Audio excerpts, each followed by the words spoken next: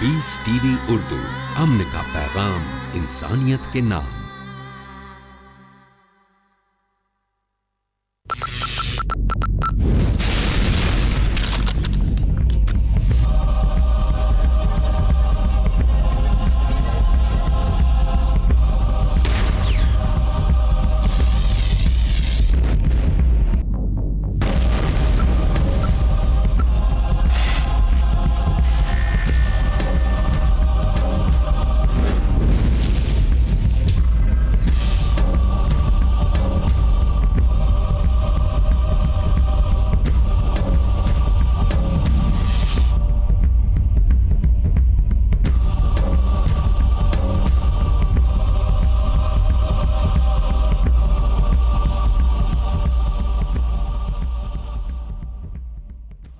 अल्हम्दुलिल्लाह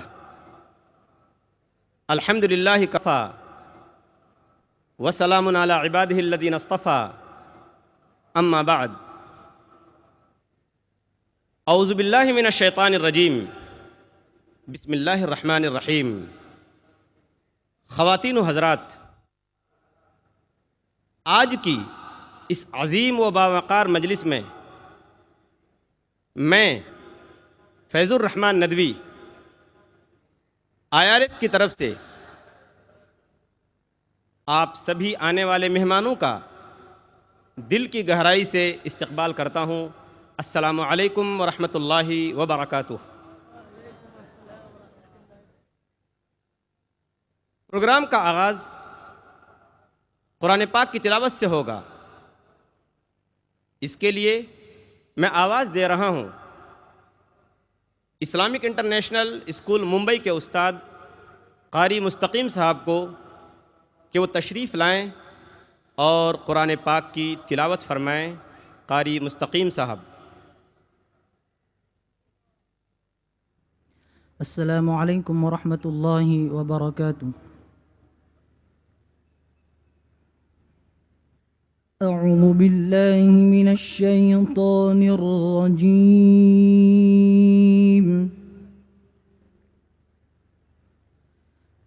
बिस्मिल्लाहिर रहमानिर रहीम।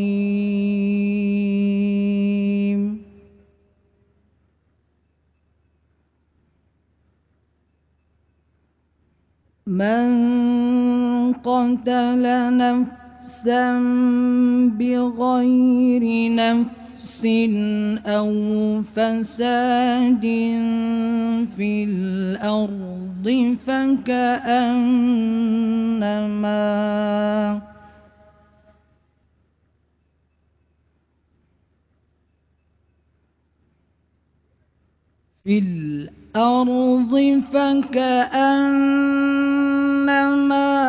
قتل الناس جميعا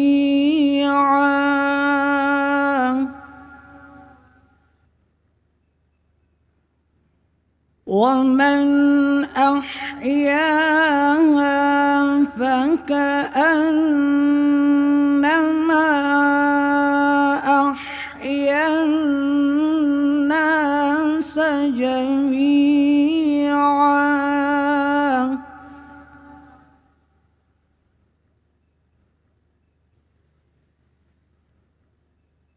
من قتل نفسا بغير نفس أو فساد في الأرض فكأنما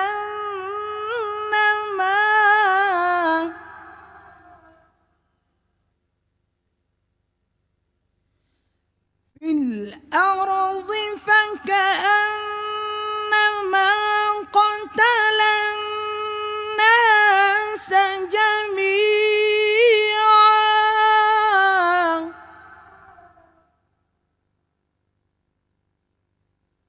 ومن أحياها فكأنما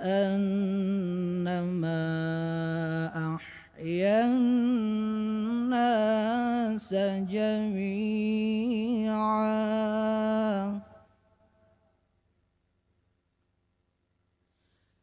वलक़द जाअतहुम रुसुलुना बिलबय्यिनात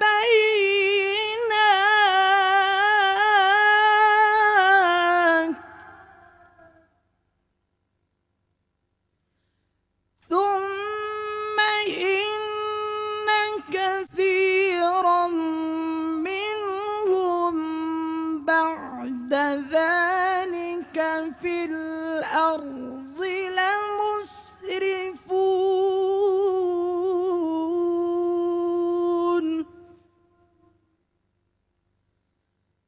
ثم إن كثيرا منهم بعد ذلك في الأرض لمسرفون صدق الله العظيم.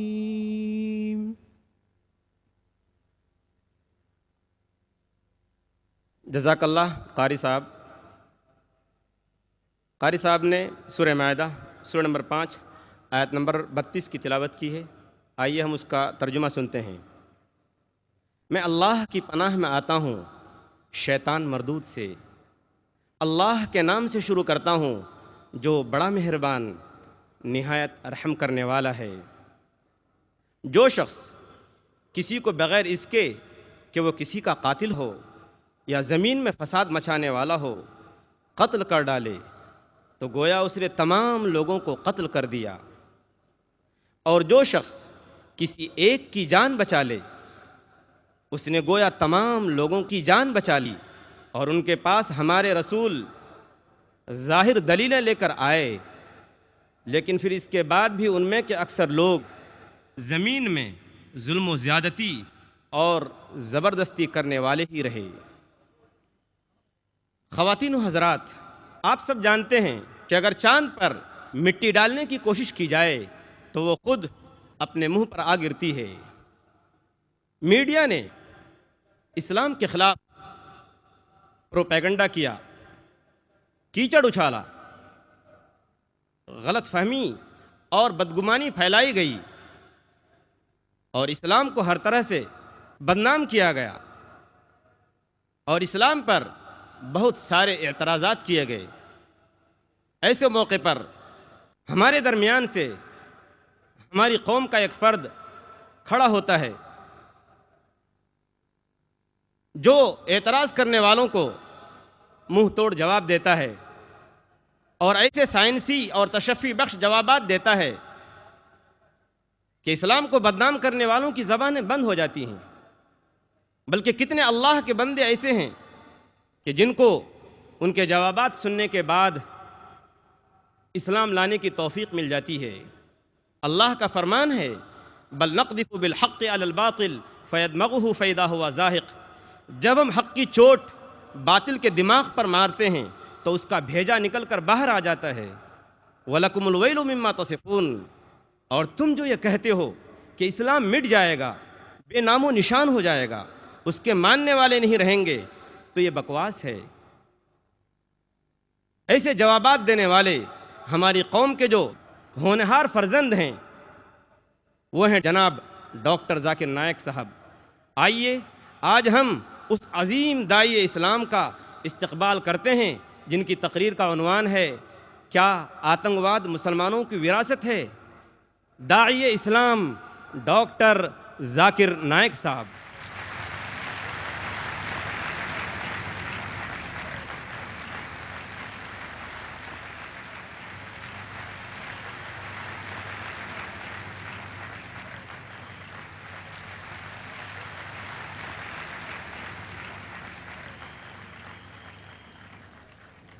अल्हम्दुलिल्लाह वस्सलातु वस्सलाम अला रसूलिल्लाह व अला आलिहि वसहबी अजमईन, अम्मा बाद।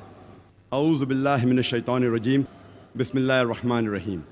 वक़ुल जाअल हक़्क़ु व ज़ाक़ल बातिल इन्नल बातिल काना ज़हूक़ा।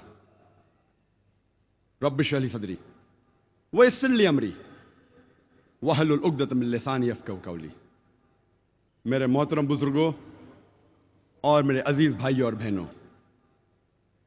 अस्सलामु अलैकुम वरहमतुल्लाहि वबरकातुहू। अल्लाह सुब्हाना व तआला की सलामती, रहमत और बरकत आप सब पर हो।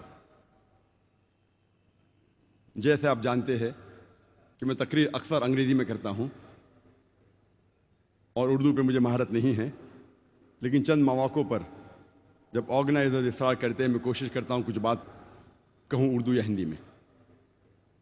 क्योंकि मेरी तालीम अंग्रेज़ी में हुई है तो जाहिर है कि इस उर्दू या हिंदी तकरीर में काफ़ी गलतियाँ करूँगा। तकरीर के पहले मैं आप सबसे माज़रत चाहता हूँ और उम्मीद रखता हूँ कि आप मेरे इन गलतियों को नज़रअंदाज करेंगे और इस तकरीर के मवाद पर तवज्जो देंगे। तकरीर शुरू करने के पहले मैं आज़म कैंपस के मैनेजमेंट कमेटी का शुक्रगुजार हूँ कि उन्हें प्रोग्राम माशाअल्लाह 3 दिन के लिए ऑर्गेनाइज किए। और उसके बाद मैं पूना पुलिस फोर्स का शुक्रगुजार हूँ कि वो पूरी कोशिश कर रहे हैं कि प्रोग्राम अमन से जाए।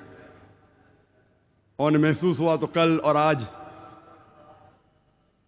भी उनने डॉग के बॉम्ब स्क्वाड भेजे कि अगर कोई चाहता है कि इस प्रोग्राम को नुकसान पहुंचाए तो उसे पकड़ ले। मैं उनका शुक्रगुजार हूँ कि प्रोग्राम के पहले उनने कुत्ते लेके आए, कल भी आज भी वो अपनी पूरी कोशिश कर रहे हैं अल्हम्दुलिल्लाह। और इंशाअल्लाह उनकी मदद से और अल्लाह सुब्हानहू व तआला की मर्ज़ी से इंशाअल्लाह हमें उम्मीद है कि 3 दिन का प्रोग्राम इंशाअल्लाह अमन से गुजरेगा इंशाअल्लाह। आज के तकरीर का मौजू है, क्या आतंकवाद मुसलमानों की विरासत है? क्या दहशतगर्दी मुसलमानों की जागीर है? Is terrorism a Muslim monopoly? और ये तकरीर सबसे पहली बार मैंने हिंदुस्तान में अंग्रेजी में की थी, बंबई में 2 साल पहले, सितंबर 2006 में, बिल्कुल जो 11 जुलाई 2006 के बॉम्ब ब्लास्ट के 2 महीने बाद, जो सीरियल ट्रेन बॉम्ब ब्लास्ट हुए थे बॉम्बे में। और उस वक्त बंबई का माहौल बहुत गंभीर था और काफ़ी मुसलमान फिक्रमंद थे। और कई मुसलमानों ने मुझसे दरख्वास्त की कि ऐसे माहौल में ज़ाकिर भाई आप ही तकरीर कर सकते हैं, क्योंकि आप को काफ़ी लोग मानते हैं मुसलमानों में, गैर मुसलमानों में, गवर्नमेंट में। जो इस बात को मैं तस्लीम नहीं करता हूँ, वो अल्लाह सुब्हानहू व तआला है जो भी इज़्ज़त देता है। और दूसरी तरफ कई बॉम्बे के सीनियर पुलिस ऑफिसरान मुझसे दरख्वास्त किए कि आप मुसलमानों से खिताब करो माहौल को समझाने के लिए। So I was on the edge of a sword. मुझे 2 तरफा जिम्मेदारियां थी और क्योंकि मैं मुसलमान हूँ अल्हम्दुलिल्लाह, मुझे हक की बात कहना है। तो इस माहौल में सबसे पहली बार मैंने अंग्रेजी में तकरीर की, इस टेररिज्म अ मुस्लिम मोनोपोली, 2 साल पहले बंबई में, सितंबर 2006 में, शनमुकानंद हॉल में। इंटरनेशनल मीडिया में 2005-2006 में एक बहुत मशहूर जुमला हमेशा टेलीविज़न पे, रेडियो पे, मैगज़ीन पे, न्यूज़पेपर पे हमेशा दोहरा जा रहा था। वो था, हर मुसलमान आतंकवादी नहीं है, लेकिन हर आतंकवादी मुसलमान है। Every Muslim is not a terrorist, but every terrorist is a Muslim. और ये जुमला 11 जुलाई 2006 बॉम्बे ट्रेन सीरियल ब्लास्ट के बाद बॉम्बे में भी मशहूर हुआ। तो इस जुमले ने मुझे तहकीक करने पे मजबूर किया और उस जुमले ने ये तकरीर को जन्म दिया, क्या आतंकवाद मुसलमानों की विरासत है। और क्योंकि हमारा रिसर्च सेंटर है इस्लामिक रिसर्च फाउंडेशन, मैंने रिसर्च की कि चंद सैकड़ों सालों में जितने आतंकवादी हमले हुए, मैंने उन पर रिसर्च की और तहकीक करने की कोशिश की कि ये जुमले में कितनी सच्चाई है, जो मैं आज आपके सामने पेश करूंगा। सबसे पहले मैंने ये जानने की कोशिश की कि आतंकवाद का डेफिनेशन क्या है। What is the definition of the word terrorism. और बहुत तहकीक करने के बाद यह पता लगा कि आतंकवाद का माना जो है वो बहुत पेचीदा है और मुख्तलिफ है। आतंकवाद को डिफाइन करना नामुमकिन के बराबर है, क्योंकि यह डेफिनेशन, यह माना हर वक्त बदलता है depending upon the geographical location, depending upon the historical background. इलाके के एतबार से यह डेफिनेशन बदलता है, तारीख के एतबार से यह डेफिनेशन बदलता है। इसीलिए आतंकवाद, टेररिज्म को डिफाइन करना इज नेक्स्ट टू इम्पॉसिबल, नामुमकिन के बराबर है। लेकिन तहकीक में यह पता लगा कि सबसे पहली बार यह लफ्ज टेररिज्म, आतंकवाद या दहशतगर्दी, सबसे पहले यह इस्तेमाल किया गया था सन 1790s में, और सबसे पहले बार यह वर्ड टेररिज्म इस्तेमाल किया था एक अंग्रेज ने जिसका नाम था एडवर्न बर्क। फ्रेंच रेवोल्यूशन के टाइम पे जैकोबिन डोमिनेटेड फ्रेंच गवर्नमेंट को डिस्क्राइब करने के लिए इस्तेमाल किया गया था। और 1793, 1794 में वो दौर कहलाया जाता था द रेन ऑफ टेरर, दहशत का दौर। और मैक्सिमिलियन रॉबस्पियर ने, कहा जाता है, क्या 5 लाख से ज्यादा द एनिमीज ऑफ स्टेट, देश के दुश्मनों को जो वो कहता था, उनको पकड़ लिया, 40,000 से ज्यादा का कत्ल किया। गिलोटीन, गिलोटीन में सिर को काट देना। 2 लाख से ज्यादा लोगों को डिपोर्ट किया, देश के बाहर कर दिया। 2 लाख से ज्यादा को भूख के मारे मौत के घाट उतार दिया। तो सबसे पहली बार ये ब्रिटिश स्टेट्समैन एडवर्न बर्क ने इस्तेमाल किया था फ्रेंच रेवोल्यूशन के टाइम पे फ्रेंच गवर्नमेंट को डिस्क्राइब करने के लिए मैक्सिमिलियन रॉबस्पियर को।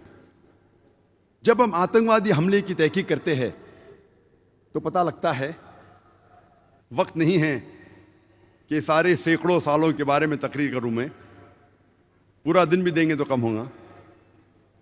चंद मौके पेश करूंगा आप लोगों के सामने।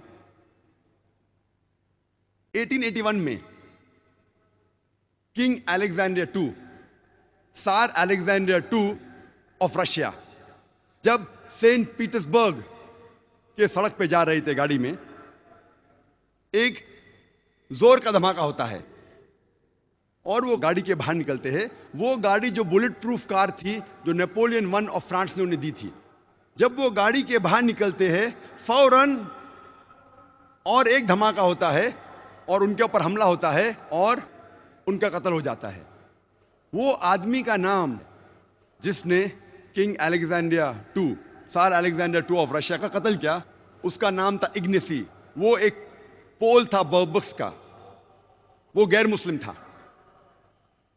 सन 1886 में हे मार्केट स्क्वायर शिकागो में एक लेबर रैली में, बड़ा जुलूस था लेबर का, उसके अंदर एक बम फेंका जाता है पुलिस के ऊपर और पुलिसमैन डीगन मर जाता है। फौरन पुलिस और लोगों में झगड़ा हो जाता है और इस झगड़े में 7 पुलिसमैन और मारे जाते हैं और कुल मिला के 12 की हत्या होती है। और इसके जिम्मेदार थे 8 अनार्किस्ट, 8 के 8 गैर मुस्लिम थे, मुसलमान नहीं थे। 6 सितंबर 1901 में यूएस प्रेसिडेंट जो उस टाइम था, विलियम मैकिनली, उसकी हत्या होती है। ही इज असैसिनेटेड, 2 बार गोली मारा जाता है। गोली मारने वाले का नाम था लियोन। वो एक एनार्किस्ट था, गैर मुस्लिम था, मुसलमान नहीं था। 1 अक्टूबर सन 1910 में लॉस एंजलिस टाइम्स, उसके बिल्डिंग में, लॉस एंजलिस कैलिफोर्निया यूएसए में, एक बम धमाका होता है और 21 लोग मारे जाते हैं। उसके जिम्मेदार थे जोसेफ और जेम्स मकनामारा, दोनों गैर मुस्लिम थे।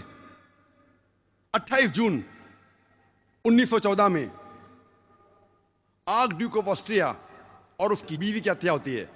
इसके वजह से जंग शुरू होती है, वर्ल्ड वॉर 1 की जंग, दुनिया जंग नंबर 1, वर्ल्ड वॉर 1 शुरू होती है। और इसके जिम्मेदार थे एक ग्रुप जिसका नाम था यंग बॉस्नियंस, और इसमें अक्सर सर्ब्स थे, गैर मुसलमान थे। 16 अप्रैल 1925 में सेंट नेडेलिया चर्च, जो बल्गेरिया के कैपिटल सोफिया में था, वहां एक बम धमाका होता है और 150 लोग की हत्या होती है और 500 से ज्यादा घायल होते हैं। यह बल्गेरिया की हिस्ट्री में सबसे बड़ा आतंकवादी हमला था। सारी तारीख में बल्गेरिया के सबसे बड़ा आतंकवादी हमला था और इस हमले के जिम्मेदार थे बीसीपी, बल्गेरियन कम्युनिस्ट पार्टी, जो गैर मुसलमान थे। 9 अक्टूबर 1934 में king Alexander I of Yugoslavia, उसकी हत्या होती है। उसके साथ मारा जाता है फ्रेंच फॉरेन मिनिस्टर। दोनों की हत्या के जिम्मेदार थे लाडा जोसेफ, जो गैर मुसलमान थे, मुस्लिम नहीं थे। ऐसे कई मिसाल है। 1 मई 1961 जो सबसे पहली प्लेन जो हाईजैक की गई थी यूएसए की, एक आदमी जिसका नाम था पोर्टो रिकॉन, वो प्लेन को हाईजैक करता है, अगवा करता है और ले जाता है हवाना, क्यूबा में, और वहां असाइलम पाता है। वो एक गैर मुसलमान था, मुस्लिम नहीं था। यूएस एम्बेसडर ऑफ ग्वाटेमाला, 1968 में उसकी हत्या होती है। हत्या करने वाला गैर मुस्लिम रहता है। 1969 यूएस एम्बेसडर ऑफ जापान, एक जापानीज उसको अटैक करता है छुरी के जरिए, वो गैर मुस्लिम था। 1969 में यूएस एम्बेसडर ऑफ ब्राजील, उसको किडनैप किया जाता है, उसको अगवा किया जाता है। अगवा करने वाला आदमी मार्क्सिस्ट था, गैर मुस्लिम था, मुसलमान नहीं था। 19 अप्रैल 1995 फेडरल बिल्डिंग ओक्लाहोमा में बॉम्बिंग होती है और 166 लोग की हत्या होती है। उस वक्त तक के ये यूएसए का सबसे बड़ा आतंकवादी हमला था। 166 people killed, biggest terrorist attack in the history of US mandate at that time. फौरन न्यूज़पेपर में हेडलाइंस, मिडिल ईस्ट कॉन्स्पिरेसी, अरबों की चाल, मिडिल ईस्ट, रोज लगातार हफ्तों तक के middle east conspiracy, middle east conspiracy headlines. कौन हमला किया? मुसलमानों ने। तहकीक के बाद मालूम पड़ता है जिम्मेदार थे 2 राइट विंग अमेरिकन लोग, निकोलस एंड टिमोथी, 2 लोग। लेकिन जब पकड़े जाते 1 या 2 दिन आता है पेपर में, उसके बाद न्यूज गायब। हफ्तों तक मुस्लिम जिम्मेदार, मुस्लिम जिम्मेदार, पकड़ा जाता आदमी, 1-2 दिन बाद में न्यूज गायब, क्योंकि गैर मुस्लिम था। ऐसी मैं हजारों मिसाल दे सकता हूं, वक्त नहीं है। मैं ये नहीं कहता हूं कि मुसलमानों ने आतंकवादी हमले नहीं किए, लेकिन तहकीक पे पता चलता है कि अक्सर मेजॉरिटी जो हमले हुए वो गैर मुसलमानों ने किए। और 1990 के पहले आप जो भी मुसलमान हमले की तहकीक करेंगे, अक्सर वो पैलेस्टीनियन लोग हैं। उन्हें आतंकवादी कहेंगे क्या नहीं, इसमें इख्तिलाफ है। मैं कहा ना, आतंकवाद जो डेफिनेशन है इख्तिलाफी है।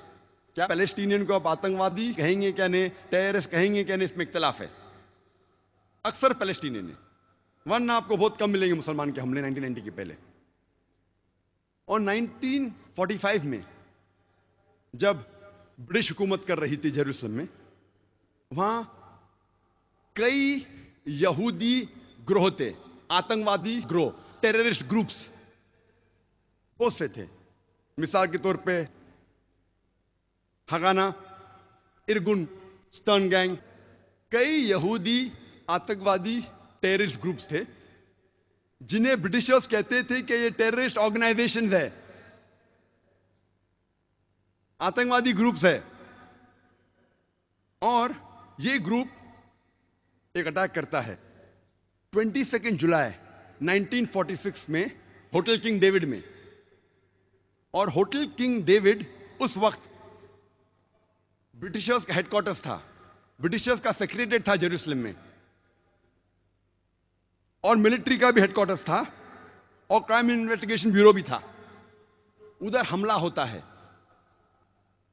और एक यहूदी ग्रुप है जिसे कहते इरगुन, वो अरबों जैसे कपड़े पहन के अटैक करते हैं होटल किंग डेविड पे और 91 लोग की हत्या करते हैं। उनमें से 28 लोग ब्रिटिश थे, 17 लोग यहूदी थे, 41 लोग मुसलमान थे और 5 थे अदर्स, दिगर मजहब के। ये 91 लोग की हत्या जो होती है, ये ब्रिटिश तारीख में सबसे बड़ा अटैक ब्रिटिश हिस्ट्री में था ब्रिटिशर्स के अगेंस्ट। आज की तारीख तक के ब्रिटिशर्स में 91 लोग की हत्या एक हमले में नहीं हुई। जब वो जेरूसलम के अंदर जो हेडक्वार्टर्स था, और इसके जिम्मेदार थे यहूदी लोग, इरगुन गैंग, इरगुन टेररिस्ट ग्रुप, जिसके सदर थे मेनेकेन बिगिन। और इस ग्रुप के कई सदर थे, जैसे मैं कहा कि कई टेररिस्ट ऑर्गेनाइजेशंस थे, हगाना, इरगुन, स्टर्न गैंग। इनके सदर के कई नाम हैं, रैट्सबेक-येगिन, मेनेकेन बिगिन, एरियस शेरॉन। ये सब लोग इस टेररिस्ट ग्रुप के सदर थे और ब्रिटिश गवर्नमेंट इन्हें कहती थी टेररिस्ट। बाद में जब इजराइल स्टेट बनता है, कई लोग लीडर बनते हैं इजराइल के, कई लोग प्राइम मिनिस्टर बन जाते हैं, टेररिस्ट लोग प्राइम मिनिस्टर बनते हैं। और उसके फौरन बाद जब मुसलमान पैलेस्टीनियन वही कॉज के लिए लड़ रहे थे कि हमें फ्रीडम मिलना चाहिए, यही लोग मेनेकेन बिगिन, एरियल शेरॉन, वही मुसलमान को आतंकवादी कहने लगे। कितने डबल स्टैंडर्ड्स, कितना डोगलेपना। वही लोग के लिए जब वो झगड़ रहे थे, आज पैलेस्टीनियनों कह रहे कि हमें फ्रीडम चाहिए और उन्हें कहते हैं कि वो टेररिस्ट है। और अब तारीख जब पढ़ेंगे पता लगता है कि हिटलर ने यहूदी लोग को भगाया था जर्मनी से। यहूदी लोग सब जगह मारे जा रहे थे, तो उनके रिश्तेदार पैलेस्टीन अरबों ने कहा कि यहूदी तो हमारे कजन रिश्तेदार है, एलन व सहलन, हमारे वहां आ सकते हैं। यहूदी लोग को पैलेस्टीनियन लोग पनाह देते हैं, मुसलमान लोग, और उसके बाद वही लोग जो पनाह देते हैं उनको आप घर के बाहर निकालते हैं और कहते हैं कि टेररिस्ट है। ये तो ऐसी मिसाल है कि आप एक मुसाफिर को अपने घर में लेते हैं, अपने छत के अंदर, वो मुसाफिर आपको घर के बाहर करता, अपने खुद के घर के बाहर करता है, फिर आप घर के बाहर कहते हैं कि मेरा घर वापस दे दो, और लोग आपको कहते हैं कि आप टेररिस्ट है। और जब आतंकवादी हमले की हम तहकीक करते हैं, पता लगता है कि जर्मनी में 1968 टू 1992 में एक ग्रुप थी, बादर मेनहॉफ, जो एक टेररिस्ट ग्रुप थी। कई टेररिस्ट हमले किए उनने। इटली में एक टेररिस्ट ग्रुप का नाम था रेड ब्रिगेड, जिसने कई आतंकवादी हमले किए इटली में। और 1978 में Italian prime minister premier Aldo Moro को अगवा किए और 55 दिन बाद उसकी हत्या की। ये गैर मुस्लिम थे, मुसलमान नहीं थे। इसी तरीके की एक टेररिस्ट ऑर्गेनाइजेशन, आतंकवादी ग्रोह जापान में था, जिसे कहते थे जापानीज रेड आर्मी। और इनने कोशिश की कि नर्व गैस के जरिए एक टोक्यो के ट्यूब स्टेशन में हजारों की हत्या करने की, लेकिन लोग बच गए। सिर्फ 12 लोग मारे गए। उनने नर्व गैस डाली टोक्यो के सब स्टेशन में, सिर्फ 12 लोग मरे और 5700 घायल हुए। सेम चीज योकोहामा में किया। ये ग्रुप जो थी, ये ओम श्रिंक्यो की ग्रुप थी, जो एक बुद्धिस्ट कल्ट है। ये बुद्धिस्ट थे, मुसलमान नहीं थे। ऐसी आप कई मिसाल पेश कर सकते हैं। यूके में हम जानते हैं कि सबसे खतरनाक टेररिस्ट अटैक और सबसे ज्यादा जो टेररिस्ट अटैक किए वो है IRA ने, आयरिश रिपब्लिकन आर्मी। ये एक कैथलिक ऑर्गेनाइजेशन है, क्रिश्चियन ऑर्गेनाइजेशन है, ईसाई टेररिस्ट ऑर्गेनाइजेशन है। लेकिन कभी भी यूके मीडिया में आपको ये नहीं मिलेगा कि कैथलिक टेररिस्ट ग्रुप, कहा जाएगा IRA, आयरिश रिपब्लिकन आर्मी, क्योंकि वो मुसलमान नहीं है। अगर मुसलमान कुछ गलत काम करते हैं तो नाम आता है का मुस्लिम टेररिस्ट। बाकी कौन गलत काम करता है तो उसे इलाके से जाना जाता है। मुसलमान चाहे USA में हो, सऊदी में हो, यूके में हो या इंडिया में हो, तो मुसलमान जैसा पहचाना जाता है। अच्छे काम किए तो कहेंगे इंडियन ने अच्छे काम किया, मुसलमान ने नहीं। इंडियन को नोबेल प्राइज मिला, मुसलमान को नहीं। तो डबल स्टैंडर्ड्स क्यों? और ये जो ऑर्गेनाइजेशन है आयरिश रिपब्लिकन आर्मी, वो खुसूसन कैथलिक ऑर्गेनाइजेशन है, इसीलिए झगड़ा कर रही है प्रोटेस्टेंट के साथ और कई सालों से कर रही है। 100 से ज्यादा टेररिस्ट अटैक किए उनने। 1972 में 22 फरवरी में एल्डरशॉट में उनने बम का धमाका किया, जिसमें 7 लोगों का कत्ल हुआ। 21 जुलाई 1972 बेलफास्ट शहर में ये IRA ने और एक बम धमाका किया, जिसमें 11 लोग का कत्ल हुआ और 130 घायल हुए। 10 दिन बाद 31 जुलाई 1972 में क्लॉडिंग में 3 बम धमाका किए उनने और इसमें 9 लोग की हत्या हुई। 1974 में गिलफोर्ड पब में उनने बम धमाका किया, जिसमें 5 लोग का इंतकाल हुआ और 44 लोग घायल हुए। उसी साल 1974 में बर्मिंघम पब में फिर से एक बम धमाका किया, जिसमें 21 लोग का कत्ल हुआ एंड 182 घायल हुए। ये IRA ने 1996 में लंदन में बम धमाका किया, जिसमें 2 लोग का कत्ल हुआ और 100 लोग से ज्यादा घायल हुए। उसी साल 1996 में मैनचेस्टर में एक बम फोड़ा शॉपिंग कॉम्प्लेक्स के बाहर, जिसमें 206 लोग घायल हुए। 1998 में यही IRA ने एक 500 पाउंड का कार बम बर्स्ट किया बैम्ब्रिक शहर में, जूते की दुकान के बाहर, जिसमें 35 लोग घायल हुए और 200 से ज्यादा घर तबाह हुए। यही IRA ने उसी साल 1998 में ओमैग में और एक 500 पाउंड का कार बम फोड़ा, जिसमें 29 लोग का इंतकाल हुआ, 29 लोग का कत्ल हुआ और 330 घायल हुए। 2001 में BBC में फिर से उन्हें बम फोड़ा। IRA के बारे में अगर मैं तकरीर करने लगूं तो एक दिन निकल जाएगा। कैथलिक लोग हैं, लेकिन कहा जाता है IRA, आयरिश रिपब्लिकन आर्मी। इस तरीके से कई मिसाल पेश कर सकता हूं। स्पेन और फ्रांस में एक टेररिस्ट ऑर्गेनाइजेशन का नाम है ETA, जो बहुत से आतंकवादी हमले करते हैं। अफ्रीका में इतने आतंकवादी ग्रुप है, ग्रोह है, कि मीडिया को वक्त ही नहीं किसको जिम्मेदार ठहराए। इसमें से सबसे खतरनाक है लॉर्ड्स सैल्वेशन आर्मी। ये एक क्रिश्चियन टेररिस्ट ऑर्गेनाइजेशन है, लॉर्ड्स सैल्वेशन आर्मी, और वो छोटे छोटे बच्चे लोग को ट्रेन करती है टेररिस्ट अटैक कमिट करने के लिए। छोटे छोटे बच्चे को ट्रेन करती है आतंकवादी हमले करने के लिए। बहुत खतरनाक ऑर्गेनाइजेशन है, हाई क्रिश्चियन ऑर्गेनाइजेशन, नाम है लॉर्ड्स सैल्वेशन आर्मी। श्रीलंका में हम जानते हैं जो एक बहुत खतरनाक टेररिस्ट ऑर्गेनाइजेशन है, उसका नाम है LTTE, liberation tigers of Tamil इलम, शॉर्ट फॉर्म है तमिल टाइगर्स। हमेशा पेपर में आता है LTTE, तमिल टाइगर्स। कौन है वो? हिंदू लोग है। और जब तहकीक करते हैं हमें पता लगता है कि ये वो लोग हैं जिन्होंने सबसे पहले सुसाइड बॉम्बिंग को मशहूर किया। और एक किताब लिखी अमेरिकन ने, रॉबर्ट पेप ने, जो एसोसिएट प्रोफेसर शिकागो में थे, डाइंग टू विन। उनका रिसर्च था टेररिस्ट अटैक पे, सुसाइड बॉम्बिंग पे। और उन्होंने कहा कि लोग जो इल्जाम लगाते मुसलमान सुसाइड बॉम्बिंग करते हैं, इसकी शुरुआत किसने की? इसको सबसे आम किसने किया? किसने सबसे आम किया इसे? और वो कहते हैं कि नंबर 1 जो आज के दौर में जो सुसाइड बॉम्बिंग के माहिर थे वो LTTE हिंदू थे।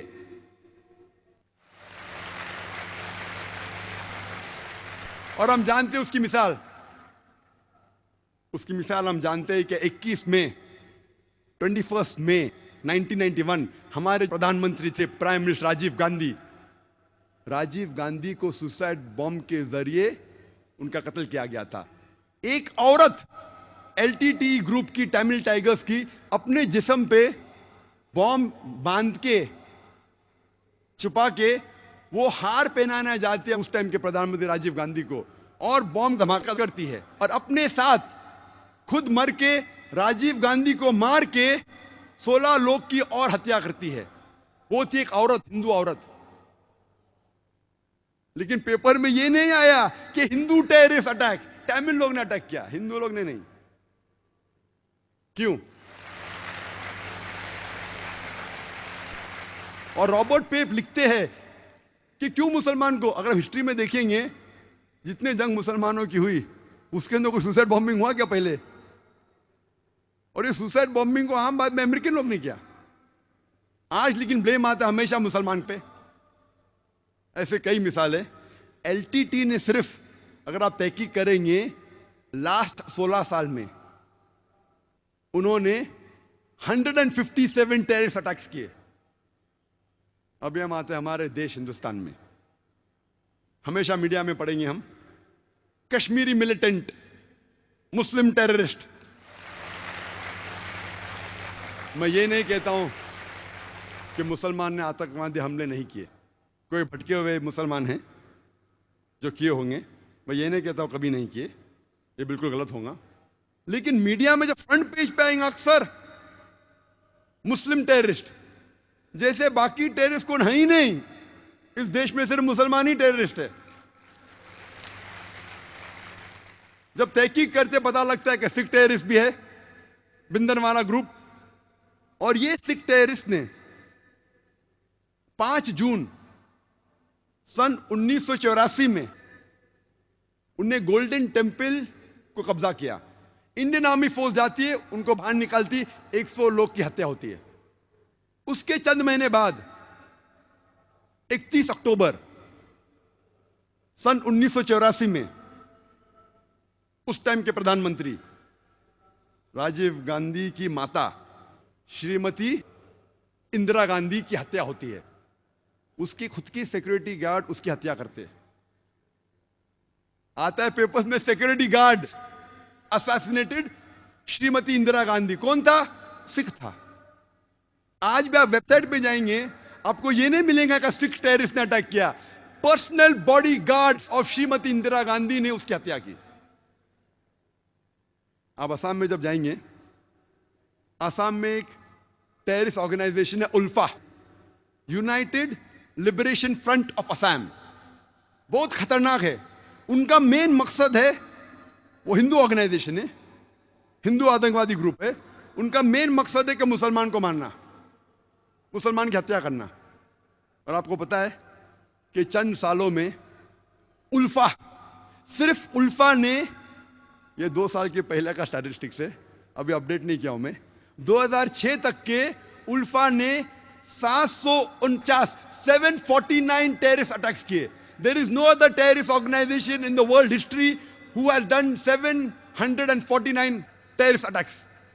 749 टेररिस्ट अटैक्स उल्फा ने किए चंद सालों में सिर्फ।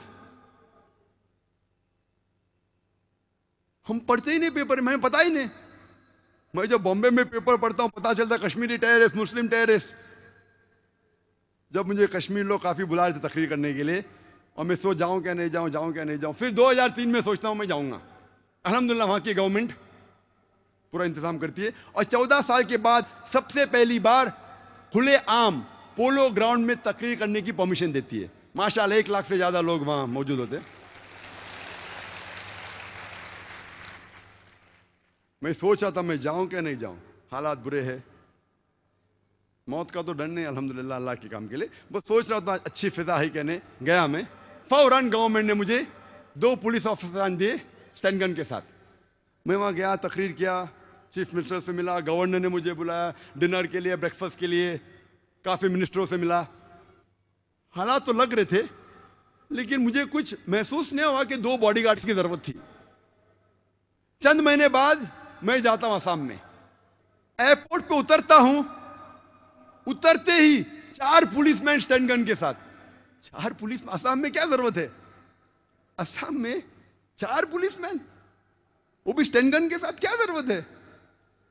जब मैं सड़कों पे निकलता हूं, एयरपोर्ट से दूर जाता हूं, फिर एहसास हुआ मुझे 3 दिन बाद कि अगर ये 4 पुलिस अफसर मेरे साथ नहीं होते थे तो शायद मैं आज नहीं होता था यहां। हमें तो पता ही नहीं आसाम की हालत क्या है। आसाम में इतने आतंकवादी हमले हो रहे, हमें पता ही नहीं है। मुझे तो बिल्कुल नहीं पता था, मैं न्यूज़पेपर पढ़ता हूं हमेशा। वहां जाने के बाद पता चला, इंटरनेट पे तहकीक करने के बाद पता चला कि वहां की terrorist organization is one of the most dangerous, बहुत खतरनाक। ऐसे कई टेररिस्ट ऑर्गेनाइजेशन असम में, बोडो, मिजोरम में कई क्रिश्चियन ऑर्गेनाइजेशन है, Mizo Christians, Christians of Naga, वो भी आतंकवादी हमले करते। और एक हमला किया था 2 अक्टूबर को, 2 तारीख अक्टूबर के सन 1984 में 44 हिंदू लोग का कत्ल करते ये क्रिश्चियन ऑर्गेनाइजेशन, और कई लोग को जख्मी करते। खाली क्रिश्चियन लोग ने कितने हमले किए हिंदुस्तान में, वक्त नहीं है क्योंकि 10 बजे तकरीर बंद करना है हमें, लेकिन सबसे ज्यादा जो हिंदुस्तान में अगर डर है कोई टेररिस्ट ऑर्गेनाइजेशन का, वो है माओइस्ट।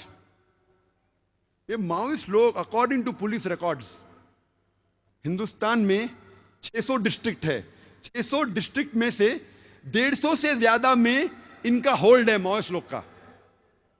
और ये इतने खतरनाक है कि पूरी पुलिस स्टेशन को तबाह करते हैं, पुलिस स्टेशन को, जो गांव उनके खिलाफ है गांव के गांव को तबाह करते हैं, हमें पता ही नहीं।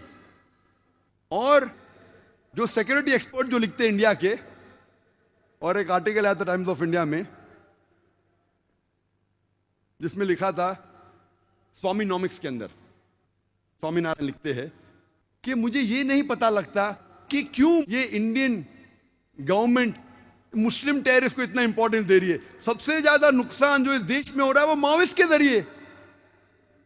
ये माओइस्ट लोग जब हमला करते पूरे पुलिस स्टेशन को तबाह करते, गांव के गांव को तबाह करते। 600 डिस्ट्रिक्ट्स में से 150 से ज्यादा उनका होल्ड है।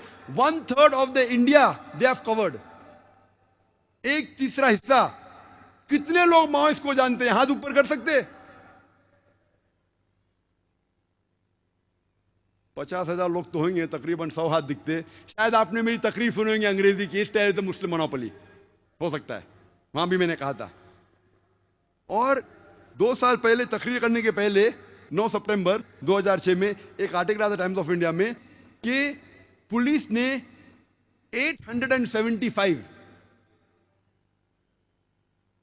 875 रॉकेट्स जो माओइस्ट के थे उनको पकड़ लिया। 875 rockets and 30 rocket launchers, 30 rocket launchers, 875 rockets. और वहां का डीजीपी ऑफ आंध्र प्रदेश कहता है कि एक रॉकेट हेलीकॉप्टर को उड़ा सकता है, एक रॉकेट पूरे पुलिस स्टेशन को तबाह कर सकता है। 600 मीटर दूर से, यानी आधा किलोमीटर दूर से बैठ के उस रॉकेट से हमला करे तो पुलिस स्टेशन तबाह हो सकता है, हेलीकॉप्टर तबाह हो सकता है, बिल्डिंग के बिल्डिंग उड़ सकती है। रॉकेट लॉन्चर्स, ये तो पूरे देश पे हमला करने की प्रिपरेशन है। आर्टिकल आएगा, छोटा इनसाइड इंफॉर्मेशन आएंगे, हेडलाइंस पे नहीं आएगा, इनसाइड पेजेस पे आएगा, 9 पेज पे, 7 पेज पे। क्यों? क्योंकि मुसलमान नहीं हो। आप सोच सकते। तो ये स्वामीनाथन कहते हैं कि ये इंडियन गवर्नमेंट ये वेस्टर्न पॉलिसी क्यों इख्तियार कर रही है? सबसे ज्यादा खतरा जो है, उन्हें हजारों लोग की हत्या किए, उनके बारे में उनको फिक्र नहीं, उनको फिक्र है मुस्लिम टेररिस्ट के बारे में। जब हम तहकीक करते हैं आतंकवादी हमले की सारी दुनिया में और इंडिया में भी, हमें पता लगता है, और बिला शक हम खुल्लम खुल्ला बिला शक सबूत के साथ हम कह सकते हैं आतंकवाद मुसलमानों की विरासत नहीं है। आतंकवाद मुसलमानों की विरासत ही नहीं है, बल्कि स्पेशलिटी भी नहीं है, खुसूसियात भी नहीं है। इस्लाम में आतंकवाद को बढ़ावा दिया ही नहीं जाता है। इस्लाम डजंट एनकरेज टेररिज्म। इस्लाम कहता है कि आतंकवाद हराम है, terrorism is prohibited, it is हराम।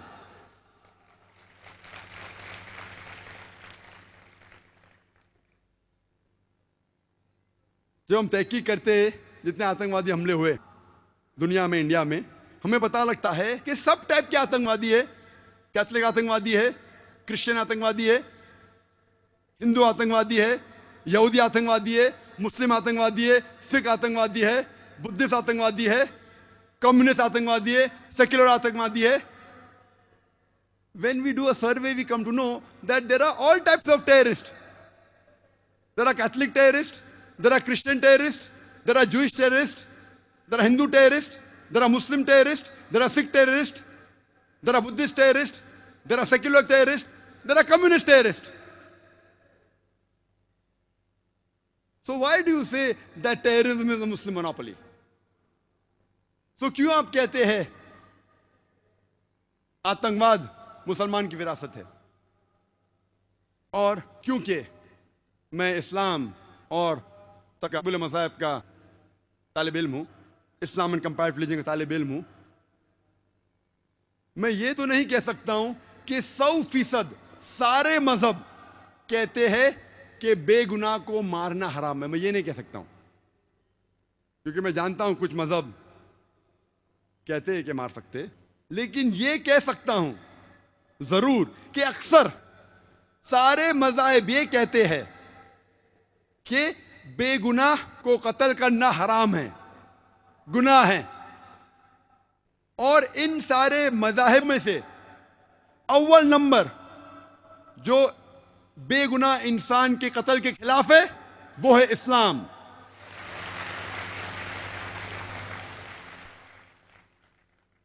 कुरान मजीद में लिखा है सूरह माइदा में सूरा नंबर 5 आयत नंबर 32 में कि अगर कोई भी इंसान, चाहे मुस्लिम या गैर मुस्लिम हो, अगर दूसरे कोई इंसान का कत्ल करता है, चाहे मुस्लिम या गैर मुस्लिम हो, सिर्फ कत्ल के बदले कत्ल, या वो इंसान जो इस धरती पे फसाद फैला रहा है, फितना फैला रहा है, ये दो लोगों के अलावा अगर कोई इंसान दूसरे इंसान का कत्ल करता है तो गोया कि ऐसा है कि सारी इंसानियत का कत्ल कर रहा है।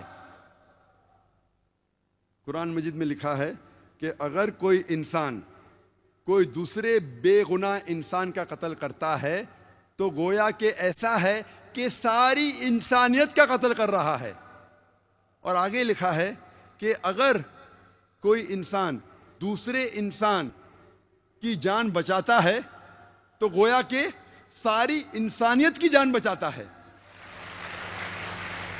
मैं ये नहीं जानता हूं कि कोई मजहब की किताब में लिखा है कि अगर आप एक इंसान की जान बचाओ तो सारी इंसानियत की जान बचाओ। ये इस्लाम में लिखा है। कुरान में ये नहीं लिखा है कि मुसलमान की जान बचाओ तो अच्छी चीज है। कोई भी मासूम इंसान की अगर जान बचाते हैं आप, चाहे मुस्लिम या गैर मुस्लिम, सारी इंसानियत की जान बचाते। और कोई भी मासूम इंसान का कत्ल करते हैं तो गोया के सारी इंसानियत का कत्ल कर रहे हैं। इस्लाम आता है अरबी लफ्ज सलाम से, जिसके मानी है अमन, और इस्लाम आता है अरबी लफ्ज सिल्म से भी, to submit your will to God, अपनी मर्जी से अल्लाह सुब्हाना व तआला के अहकामात पे अमल करना। तो इस्लाम के मानी है अमन हासिल करना अपनी मर्जी से अल्लाह सुब्हाना व तआला के अहकामात पे अमल करने के बाद। ये अमन का मजहब है। इसलिए जब हम मिलते हम कहते अस्सलामु अलैकुम, अल्लाह सुब्हाना व तआला की आप पर रहमत हो। तो वो मजहब जो रहमत फैलाता है कैसे बेगुनाहों की जान लेने के लिए कह सकता है? मैं ये मानता हूं कि there are black sheep in all communities including in Muslims. बुरे लोग हर मजहब में आप पाएंगे जो मजहब का पालन नहीं करते, और इस्लाम में भी आप पाएंगे कुछ मुसलमान अपने आप को मुसलमान कहते हैं लेकिन मजहब का पालन नहीं करते। There are black sheep in every community. Sheep की वजह से क्या आप सारे मुसलमानों को कहेंगे क्या वो गलत है? और अगर हम तहकीक करते भी, परसेंटेज ऑफ मुस्लिम्स जो मुसलमान टेररिस्ट अटैक करते हैं, मुसलमान ने जितने लोगों का कत्ल किया दुनिया में, अगर परसेंटेज देखेंगे और गैर मुसलमान का, मुसलमान तो गिनती में भी नहीं किधर,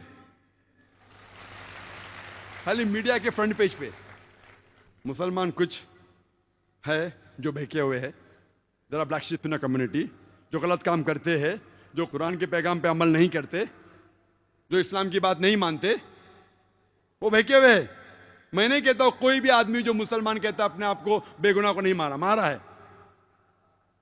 लेकिन जब हिस्ट्री की तहकीक करते हैं कि सबसे ज्यादा आतंकवादी हमले किसने किए, मैं आपसे पूछना चाहता हूं कि दुनिया की हिस्ट्री में, इंसानियत की तारीख में आप कह सकते हैं वो कौन सा शख्स है इंसानियत की तारीख में जो सबसे ज्यादा इंसानों का कत्ल किया है? कौन है वो शख्स? आसान सवाल आसान जवाब, हिटलर। हिटलर क्या मुसलमान था? कौन था वो? क्रिश्चियन। लेकिन कभी भी आर्टिकल में नहीं आएगा Christian is the biggest terrorist, कभी नहीं आएगा। हिटलर ने खुद 6 मिलियन 60 लाख यहूदी को मौत के घाट उतारा, इंसिनरेटेड देम, उन्हें जला दिया। और तारीख गवाह है कि हिटलर के वजह से वर्ल्ड वॉर 2 शुरू हुई, और वर्ल्ड वॉर 2 में 6 करोड़ इंसानों की हत्या हुई। आज की तारीख कहती है कि हिटलर इसके जिम्मेदार है। 6 करोड़ लोग की हत्या, 60 million people in the world, the blame goes on Hitler. कौन था वो? मुसलमान था? क्रिश्चियन था? नंबर 2 पे कौन आता है?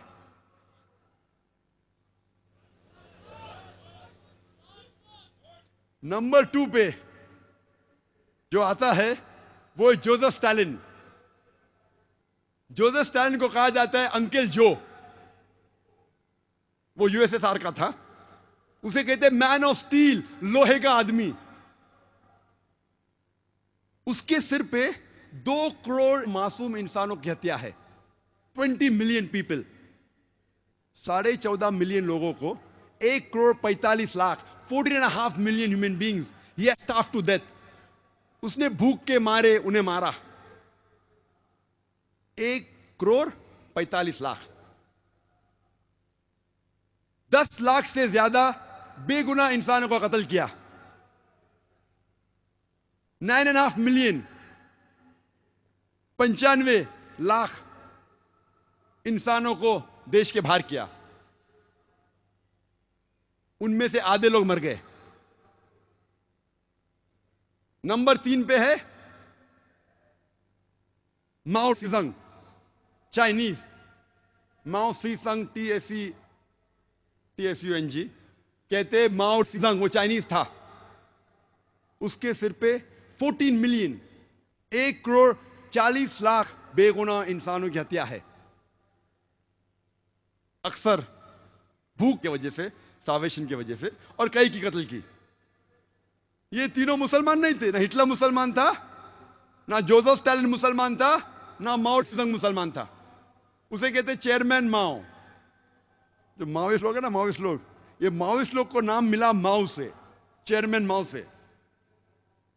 नंबर 4 बेनिटो मुसोलिनी जो इटली का था, 4 लाख से ज्यादा लोग मरे और 30,000 से ज्यादा जो इथियोपिया में उन्हें कत्ल किए। मैक्सिमिलियन रोबस्पियर, उसने 40,000 लोग की हत्या की और 2 लाख से ज्यादा को भूख से मारा प्रिजन में कैद करके। फरिश तो लंबी है, वक्त नहीं है। उसमें से एक का नाम है, इंटरनेशनल नाम लूं तो इंडियन नाम भी लेना चाहिए ना मुझे। इंडिया में सबसे ज्यादा कत्ल किसने किया? सबसे ज्यादा कत्ल किया अशोका ने। हम तारीख में पढ़ते हैं स्कूल में कि कलिंगा के वॉर में 1 लाख लोग मारे जाते। कब हुई वॉर? 261 BC, 261 सन 261 बिफोर क्राइस्ट, यानी 2270 साल पहले अशोका ने 1 लाख से ज्यादा लोगों की हत्या की। आप सोच सकते हो 2000 साल पहले पॉपुलेशन कितनी कम थी।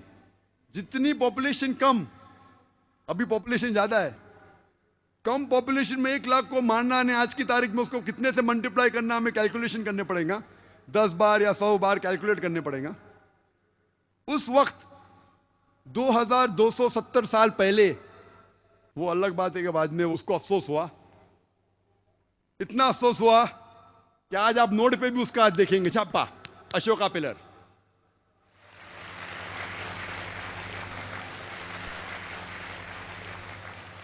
एक लाख लोग की हत्या की, नोट पे, सिक्के पे, कॉइन पे, अशोका पिलर। मैं यही नहीं कहता कि मुसलमानों ने कत्ल नहीं किया। मुसलमान की अगर मैं देखूं कौन सा मुसलमान सबसे ज्यादा कत्ल किया, मैं तहकीक करूं, जो हिटलर के करीब आता है कोई मिलता ही नहीं, जो जोसेफ स्टालिन के करीब आता है मिलता ही नहीं, जो माओ के करीब है मिलता ही नहीं। नाम जो सबसे ज्यादा अगर करूं तो आ जाता है सद्दाम हुसैन। लोग कहते हैं कि उसने 2.5 लाख लोग का कत्ल किया, कुछ कहते हैं कि 5 लाख, कुछ कहते हैं 10 लाख।